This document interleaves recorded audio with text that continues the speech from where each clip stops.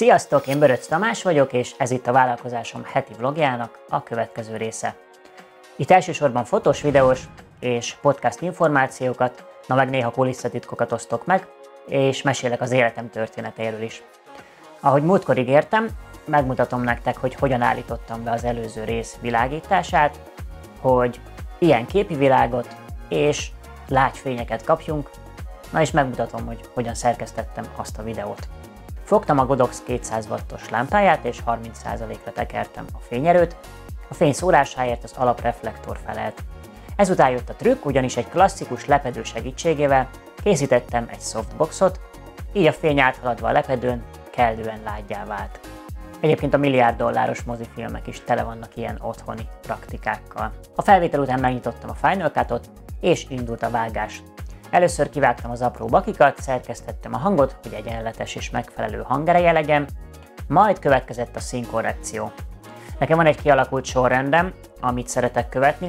Az első az expozíció, a második a kontraszt, a harmadik a szaturáció, és már csak a végső kinézet elérése marad egy lát segítségével. Alapvetően ez kb. Mindössze 5 percet vesz igénybe, és rengeteget dob a végső kinézetem, hiszen ilyen volt, és ilyen lett.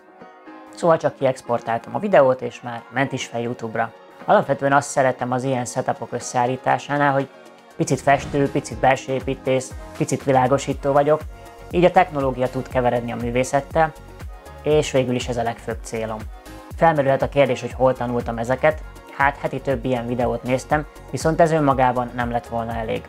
Ehhez hozzájön, hogy ezeket szinte azonnal kipróbáltam a gyakorlatban, volt, hogy ügyféllel, volt, hogy csak magamon otthon.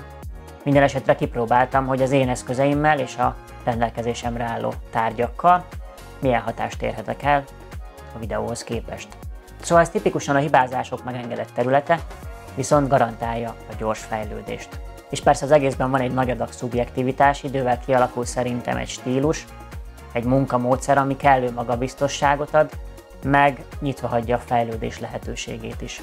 Amiből még rengeteget tanulok, azok a mozifilmek, hiszen a világítás, a kompozíció ott van igazán a csúcsra járatva. Szóval egy dolog, hogy milyen eszközeid vannak, de szerintem 80% a hozzáálláson, a lelkesedésem, kitartáson és persze a türelmem múlik. Hogy én személy szerint kinek ajánlom a fotós vagy videós szakmát? Hát, aki ezen videó láttán azt érezte, hogy bár csak azonnal maga is kipróbálhatná a bemutatott világítást, vagy már is azon gondolkodsz, mennyit szánnál a következő fényképezőgépedre.